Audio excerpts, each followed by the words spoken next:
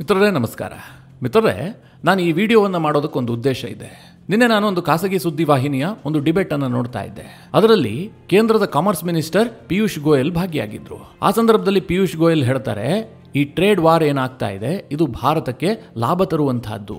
ಇದರಿಂದ ಭಾರತಕ್ಕೆ ಬಹಳ ಆಪರ್ಚುನಿಟಿಗಳು ಕ್ರಿಯೇಟ್ ಆಗ್ತವೆ. ನಾವಿದನ್ನು ಲಾಭದಾಯಕವಾಗಿ ನೋಡ್ತೀವಿ ಹೊರತು ಭಾರತಕ್ಕೆ ಇದರಿಂದ ನಷ್ಟ ಏನಿಲ್ಲ ಅಂತ. ಮಿತ್ರರೇ, ಆ ಮಾತನ್ನು ಕೇಳಿ ನನಗೆ ತಲೆಯಲ್ಲಿ ಹುಳ ಬಿಟ್ಟಂಗಾಯಿತು.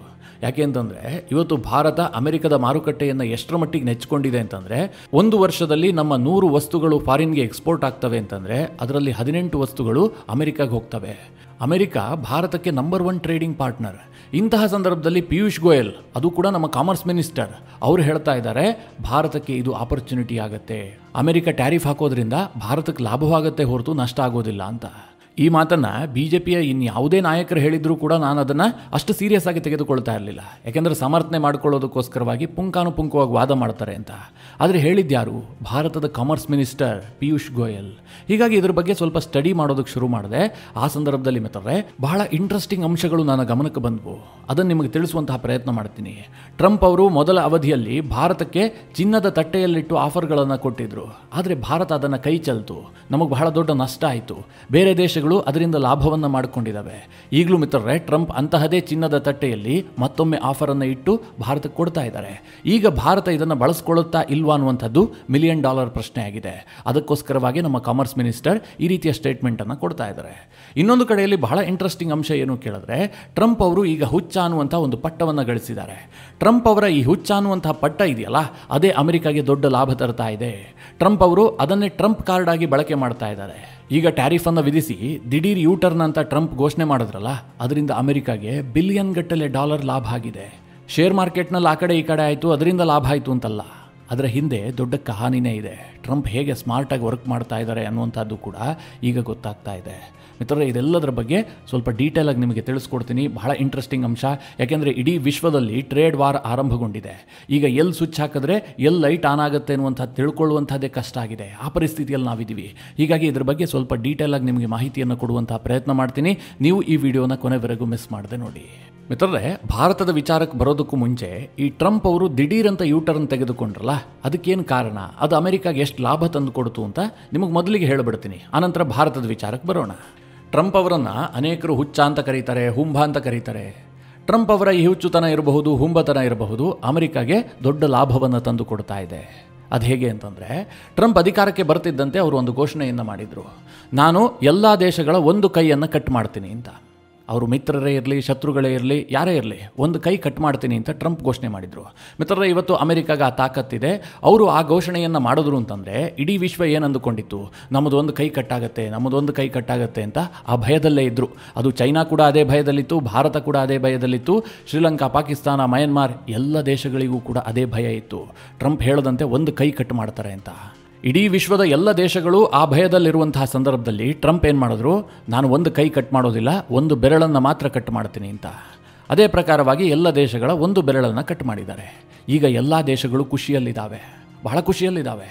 ಯಾಕೆ ಅಂತಂದರೆ ಇಡೀ ವಿಶ್ವದ ಎಲ್ಲ ದೇಶಗಳು ಒಂದು ಕೈ ಕಟ್ಟಾಗತ್ತೆ ಅಂಥೇಳಿ ಹೆದರ್ಕೊಂಡಿದ್ವು. ಅವರಿಗೆ ಒಂದು ಬೆರಳು ಕಟ್ಟಾಗಿದೆ. ಹಾಗಾಗಿ ಅವರೆಲ್ಲರೂ ಕೈ ಉಳಿತಲ್ಲಪ್ಪ, ಒಂದು ಬೆರಳು ಹೋದ್ರೆ ಏನಂತೆ, ಇನ್ನೂ 4 ಬೆರಳುಗಳಿದ್ದಾವೆ, ಕೈಯೇ ಉಳಿದಿದೆಯಲ್ಲ ಅಂಥೇಳಿ ಸಂಭ್ರಮಿಸ್ತಾ ಇದ್ದಾರೆ. ಮಿತ್ರರೇ, ಇದು ಟ್ರಂಪ್ ಅವರ ನೀತಿ. ಕೆಲವರಿಗೆ ಇದು ಅರ್ಥ ಆಗದೆ ಇರಬಹುದು. ಏನೋ ಟ್ರಂಪು ಅಂತಾನೆ ಕೈ, ಬೆರಳು ಏನೇನೋ ಹೇಳ್ತಾ ಇದ್ದಾನೆ, ಒಂದು ಅರ್ಥ ಆಗ್ತಾ ಇಲ್ಲ ಅಂತ ನೀವು ಅಂದುಕೊಳ್ತಾ ಇದ್ದೀರಾ. ಮಿತ್ರರೇ, ಟ್ರಂಪ್ ಏನು ಮಾಡಿದ್ರು, ನಾನು ಟ್ಯಾರಿಫನ್ನು ಹಾಕ್ತೀನಿ, ಅದು ಎಷ್ಟು % ಬೇಕಾದರೂ ಆಗಿರಬಹುದು. ಘೋಷಣೆ ಕೂಡ ಮಾಡಿದ್ರು. ಕೆಲವರಿಗೆ 26%, ಕೆಲವರಿಗೆ 30%, 34%, 46%. ಹೀಗೆ ಟ್ರಂಪ್ ಅವರು ಮನಸ್ಸಿಗೆ ಬಂದಂತೆ ಟ್ಯಾರಿಫನ್ನು ಘೋಷಣೆ ಮಾಡಿದ್ರು. ಒಂದು 4 ದಿನ ಹಾಗೆ ಬಿಟ್ಟು ದಿಢೀರಂತ ಆ ಟ್ಯಾರಿಫನ್ನು 10%ಗೆ ಇಳಿಕೆ ಮಾಡಿದ್ರು. ಇಡೀ ವಿಶ್ವದ ಎಲ್ಲ ದೇಶಗಳಿಗೂ ಕೂಡ 10% ಟ್ಯಾರಿಫ್ ಇರುತ್ತೆ. ಚೈನಾಗೆ ಮಾತ್ರ 125%. ಉಳಿದಂತೆ ಎಲ್ಲ ದೇಶಗಳಿಗೂ 10% ಟ್ಯಾರಿಫ್ ಇರುತ್ತೆ ಅಂತ ಟ್ರಂಪ್ ಘೋಷಣೆ ಮಾಡಿದ್ರು. ಇದರಿಂದ ಏನಾಯಿತು ಗೊತ್ತಾ, ಎಲ್ಲ ದೇಶಗಳು 30%, 44%, 50% ಅಂತ ರೆಡಿಯಾಗಿದ್ವು. ಅವರಿಗೀಗ 10%ಗೆ ಟ್ರಂಪ್ ಇಳಿಸಿದ್ದಾರೆ. ಆ ದೇಶಗಳು ಓಕೆ ಅಂತ ಹೇಳ್ತಾ ಇದ್ದಾವೆ. ಈಗ ಭಾರತಕ್ಕೆ ಉದಾಹರಣೆಯಾಗಿ ತೆಗೆದುಕೊಳ್ಳಿ, 26% ಘೋಷಣೆ ಮಾಡಿದ್ರು, ಈಗ 10%ಗೆ ಇಳಿಸಿದ್ರಿಂದಾಗಿ ಭಾರತ ನಿಟ್ಟುಸಿರು ಬಿಡ್ತಾ ಇದೆ. ಅಯ್ಯೋ, 26% ಕೊಡಬೇಕಾಗಿತ್ತು, ಈಗ 10% ಅಲ್ವಾ, ಓಕೆ ಇದನ್ನು ನಾವು ಒಪ್ಕೊಳ್ತೀವಿ ಅಂತ. ಇದೇ ಟ್ರಂಪ್ ಅವರ ಪಾಲಿಸಿ. ಒಂದು ಕೈ ಕಟ್ ಮಾಡ್ತೀನಿ ಅಂತ ಭಯ ಹುಟ್ಟಿಸಿದ್ರು, ಈಗ ಒಂದು ಬೆರಳನ್ನು ಕಟ್ ಮಾಡಿ ಎಲ್ಲರಿಗೂ ಖುಷಿ ಪಡಿಸಿದ್ದಾರೆ. ಅಂದರೆ ಸದ್ದಿಲ್ಲದೆ 10% ಟ್ಯಾರಿಫನ್ನು ಕಾಯಂಗೊಳಿಸಿದ್ದಾರೆ. ಪೂರ್ಣಗೊಳಿಸಿದ್ದಾರೆ. ಟ್ರಂಪ್ ಅವರು 90 ದಿನದ ಗಡುವನ್ನು ಕೊಟ್ಟಿದ್ದಾರಲ್ಲ, 90 ದಿನ ಆದ ಬಳಿಕವೂ ಕೂಡ ಅನೇಕ ದೇಶಗಳಿಗೆ ಈ 10% ಟ್ಯಾರಿಫ್ ಇದೆಯಲ್ಲ, ಇದು ಕಾಯಂಗೊಳ್ಳುತ್ತೆ. ಅದು ಭಾರತಕ್ಕೂ ಕೂಡ ಕಾಯಂಗೊಳ್ಳುತ್ತೆ. ನೀವೇನು ಅದರಲ್ಲಿ ಡೌಟೇ ಇಟ್ಕೊಳ್ಬೇಡಿ. ಟ್ರಂಪ್ ಅವರ ಸ್ಮಾರ್ಟ್ನೆಸ್ ಇದು. ಒಮ್ಮೆಗೆ 10% ಘೋಷಣೆ ಮಾಡಿದರೆ ಅನೇಕ ದೇಶಗಳು ಮತ್ತೆ ಚೌಕಾಸಿ ಮಾಡೋದಕ್ಕೆ ಬರ್ತಾ ಇದ್ವು. ಅಯ್ಯೋ 10% ಆಗೋದಿಲ್ಲ, ನಾವು 3% ಕೊಡ್ತೀವಿ, 2% ಕೊಡ್ತೀವಿ, ಹೀಗೆಲ್ಲ ಹೇಳ್ತಾ ಇದ್ವು. ಆದರೆ ಟ್ರಂಪ್ ಅವರು ಆರಂಭದಲ್ಲಿ 50%, 60% ಘೋಷಣೆ ಮಾಡಿ ಒಮ್ಮೆಗೆ ಅದನ್ನು 10%ಗೆ ಇಳಿಸಿದ್ರು. ಹೀಗಾಗಿ ಎಲ್ಲ ದೇಶಗಳು 20, 30, 50 ಕೊಡೋದಕ್ಕಿಂತ 10% ಓಕೆ ಅಂತ ಮುಕ್ತ ಮನಸ್ಸಿನಿಂದ ಒಪ್ಪಿಕೊಳ್ಳುವಂತಹ ಸ್ಥಿತಿಯನ್ನು ಟ್ರಂಪ್ ನಿರ್ಮಾಣ ಮಾಡಿದ್ದಾರೆ. ಇನ್ನೊಂದು ಕಡೆ ಟ್ರಂಪ್ ಇನ್ನೊಂದು ಭಯ ಹುಟ್ಟಿಸಿದ್ದಾರೆ. ಇದನ್ನು ಏನಾದರೂ ನೀವು ವಿರೋಧಿಸಿದ್ದೆ ಆದರೆ ನಿಮಗೆ ಚೀನಾ ಮಾದರಿಯಲ್ಲಿ ಟ್ಯಾರಿಫ್ ಹಾಕ್ತೀನಿ ಅಂತ. ನಿಮಗೆ ನೆನಪಿರಲಿ, ಚೀನಾ ಟ್ರಂಪ್ ಅವರಿಗೆ ನಂಬರ್ 1 ಶತ್ರು. ಟ್ರಂಪ್ಗೆ ಮಾತ್ರ ಅಲ್ಲ, ಅಮೆರಿಕಾಗೆ ನಂಬರ್ 1 ಶತ್ರು. ಯಾಕೆ ಅಂತಂದರೆ ಚೀನಾ ಅಮೆರಿಕಾಗೆ ಇವತ್ತು ಬಿಗ್ ಕಾಂಪಿಟೇಟರ್. ಅಮೆರಿಕವನ್ನು ಸೈಡ್ಲೈನ್ ಮಾಡಿ ನಂಬರ್ 1 ಎಕಾನಮಿ ಆಗಬೇಕು ಅಂತ ಹೊರಟಿರೋದು ಯಾರು? ಚೈನಾ. ಚೈನಾಗೆ ಬ್ರೇಕ್ ಹಾಕಬೇಕು ಅನ್ನುವಂಥದ್ದು ಅಮೆರಿಕದಲ್ಲಿ ಅಧಿಕಾರಕ್ಕೆ ಬರುವಂತಹ ಪ್ರತಿಯೊಬ್ಬ ಅಧ್ಯಕ್ಷನ ಗುರಿಯಾಗಿರುತ್ತೆ. ಅದು ಟ್ರಂಪ್ ಇರಬಹುದು, ಬೈಡನ್ ಇರಬಹುದು, ಇನ್ಯಾರೇ ಇರಬಹುದು. ಈಗ ಟ್ರಂಪ್ ಏನು ಮಾಡಿದ್ದಾರೆ? ಚೈನಾ ಮೇಲೆ 125% ಟ್ಯಾರಿಫ್ ಹಾಕಿದ್ದಾರೆ. ಇದರಿಂದಾಗಿ ಚೈನಾದ ಮೂಗಿನಲ್ಲಿ, ಬಾಯಲ್ಲಿ ಎಲ್ಲ ಕಡೆ ರಕ್ತ ಬರೋದಕ್ಕೆ ಶುರುವಾಗಿದೆ. ಈಗ ಚೈನಾಗೆ ಟ್ಯಾರಿಫ್ ಹಾಕುವ ಮೂಲಕ ಮುಖ್ಯವಾದ ಒಂದು ಹಕ್ಕಿಯನ್ನು ಹೊಡೆದಿದ್ದಾರೆ. ಪರೋಕ್ಷವಾಗಿ ಅನೇಕ ಹಕ್ಕಿಗಳನ್ನು ಕೂಡ ಟ್ರಂಪ್ ಬೇಟೆಯಾಡಿದ್ದಾರೆ. ಅಂದರೆ ಯಾರು ಚೈನಾ ರೀತಿಯಲ್ಲಿ ಉಲ್ಟಾ ಅಮೆರಿಕಾಗೆ ಟ್ಯಾಕ್ಸ್ ಹಾಕುವಂಥ ಪ್ರಯತ್ನವನ್ನು ಮಾಡ್ತಾರೋ ಅಂತಹ ದೇಶಗಳಿಗೆ ನಾನು ಇದೇ ರೀತಿಯಾಗಿ 120% ಇರಬಹುದು, 125% ಇರಬಹುದು, ಅದು 200% ಬೇಕಾದರೂ ನಾನು ಟ್ಯಾರಿಫನ್ನು ಘೋಷಣೆ ಮಾಡ್ತೀನಿ. ಹೀಗಾಗಿ ನಿಮಗೇನು 10% ಟ್ಯಾರಿಫ್ ಹಾಕಿದ್ದೀನಿ, ಇದನ್ನು ಮುಚ್ಚಿಕೊಂಡು ಒಪ್ಕೊಳ್ಳಿ, ಹೀಗಂತ ಟ್ರಂಪ್ ಪರೋಕ್ಷವಾಗಿ ಧಮಕಿ ಹಾಕಿದ್ದಾರೆ ಅಂತಂದರೂ ಕೂಡ ತಪ್ಪಾಗಲಿಕ್ಕಿಲ್ಲ. ಹೀಗಾಗಿ ಮಿತ್ರರೇ, ನಾನು ಹೇಳಿದ್ದು ಟ್ರಂಪ್ ಅವರ ಹುಚ್ಚುತನ ಇರಬಹುದು, ಹುಂಬತನ ಇರಬಹುದು, ಇದರಿಂದ ಅಮೆರಿಕಾಗೆ $100 ಬಿಲಿಯನ್ ಗಟ್ಟಲೆ ಲಾಭ ಆಗುತ್ತೆ. ಈಗ ಮಿತ್ರರೇ, ಭಾರತದ ವಿಚಾರಕ್ಕೆ ಬರೋಣ. ಭಾರತದ ಕಾಮರ್ಸ್ ಮಿನಿಸ್ಟರ್ ಪಿಯೂಷ್ ಗೋಯಲ್ ಹೇಳ್ತಾ ಇದ್ದಾರೆ, ಟ್ರಂಪ್ ಅವರ ಈ ನೀತಿಯಿಂದಾಗಿ ಭಾರತಕ್ಕೆ ಲಾಭ ಆಗುತ್ತೆ, ಭಾರತಕ್ಕೆ ಹೊಸ ಹೊಸ ಆಪರ್ಚುನಿಟಿಗಳು ಕ್ರಿಯೇಟ್ ಆಗ್ತವೆ ಅಂತ. ಯಾಕೆ ಈ ಮಾತು ಹೇಳಿದ್ರು? ಏನು ಜನರ ಕಿವಿಗೆ ಹೂ ಮುಡಿಸ್ತಾ ಇದ್ದಾರಾ ಅಂತ ಒಂದು ಪ್ರಶ್ನೆ ಬರುತ್ತೆ. ನಮ್ಮ ಕಾಮರ್ಸ್ ಮಿನಿಸ್ಟರ್ ಪಿಯೂಷ್ ಗೋಯಲ್ ಸತ್ಯವನ್ನೇ ಹೇಳಿದ್ದಾರೆ. ಯಾಕೆಂದರೆ ಇದೇ ಸರ್ಕಾರ ಈ ಹಿಂದೆ ಕೆಲವೊಂದಷ್ಟು ತಪ್ಪುಗಳನ್ನು ಮಾಡಿ ಅಂತಹ ಆಪರ್ಚುನಿಟಿಯನ್ನು ಕೈ ಚೆಲ್ಲಿದೆ. ಈಗ ಮತ್ತೆ ಆಪರ್ಚುನಿಟಿ ಬಂದಿದ್ದರಿಂದಾಗಿ ಅದನ್ನು ಬಳಸ್ಕೊಳ್ಳೋದಕ್ಕೆ ಅನೇಕ ರೀತಿಯಲ್ಲಿ ಸರ್ಕಸ್ ಮಾಡ್ತಾ ಇದೆ. ಮೊದಲನೇದಾಗಿ ಭಾರತ ಸರ್ಕಾರದ ಗುರಿ ಇರೋದೇನು ಕೇಳಿದ್ರೆ, ಆರಂಭದಲ್ಲಿ ಮಿನಿ ಟ್ರೇಡ್ ಡೀಲನ್ನು ಮಾಡ್ಕೊಳ್ಬೇಕು. ಯಾಕೆ ಅಂತಂದರೆ ಟ್ರಂಪ್ ಈಗಾಗಲೇ ಘೋಷಣೆ ಮಾಡಿದ್ದಾರೆ, ನನ್ನ ನೆಕ್ಸ್ಟ್ ಟಾರ್ಗೆಟ್ ಇರುವಂಥದ್ದು ಫಾರ್ಮಾ ಸೆಕ್ಟರ್ ಅಂತ. ಇದು ಭಾರತಕ್ಕೆ ಸಹಜವಾಗಿ ಆತಂಕದ ವಿಚಾರ.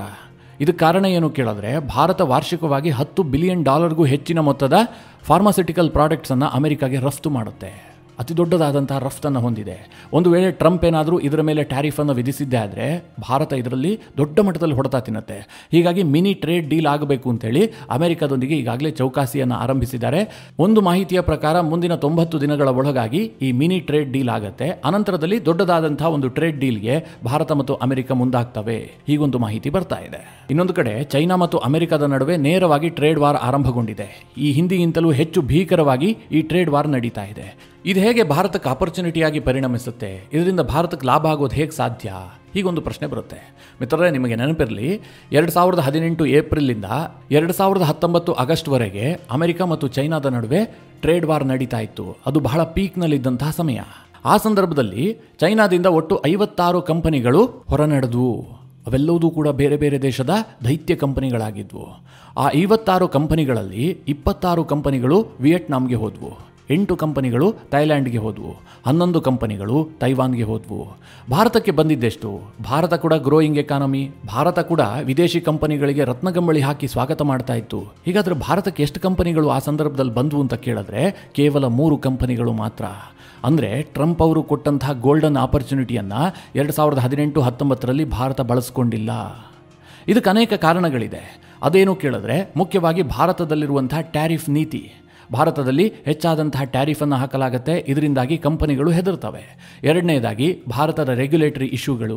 ಭಾರತ ಸರ್ಕಾರ ವಿಪರೀತವಾಗಿ ಕೆಲವೊಂದಷ್ಟು ವಿಚಾರದಲ್ಲಿ ಕಂಪನಿಗಳನ್ನು ರೆಗ್ಯುಲೇಟ್ ಮಾಡೋದಕ್ಕೆ ಯತ್ನ ಮಾಡ್ತವೆ. ಅಂದರೆ ರೆಡ್ ಟೇಪಿಸಮ್ ನಮ್ಮಲ್ಲಿ ಜಾಸ್ತಿ ಇದೆ. ಈ ಕಾರಣದಿಂದಾಗಿ ಆ ಕಂಪನಿಗಳು ಭಾರತಕ್ಕೆ ಬರಲಿಲ್ಲ. ಇದಾಗಿ ಈಗ 5 ವರ್ಷಗಳು ಕಳೆದು ಹೋಗಿದೆ. ಭಾರತಕ್ಕೆ ಟ್ರಂಪ್ ಮತ್ತೆ ಒಂದು ದೊಡ್ಡ ಆಪರ್ಚುನಿಟಿಯನ್ನು ಕ್ರಿಯೇಟ್ ಮಾಡಿದ್ದಾರೆ. ಈ ಸಂದರ್ಭದಲ್ಲಿ ನಾವು ಒಂದಷ್ಟು ಪಾಲಿಸಿಗಳಲ್ಲಿ ಚೇಂಜ್ ಮಾಡಿಕೊಂಡಿದ್ದೆ ಆದರೆ ಭಾರತಕ್ಕೆ ದೊಡ್ಡ ಲಾಭ ಆಗುತ್ತೆ. ಚೈನಾ ಬಿಟ್ಟು ಬರುವಂತಹ ಕಂಪನಿಗಳಿಗೆ ಭಾರತ ವೇದಿಕೆಯನ್ನು ಕಲ್ಪಿಸಬಹುದು. ಇವತ್ತು ಚೈನಾದಲ್ಲೇನು ಸಣ್ಣ ಪುಟ್ಟ ಅಮೆರಿಕದ ಕಂಪನಿಗಳಿಲ್ಲ.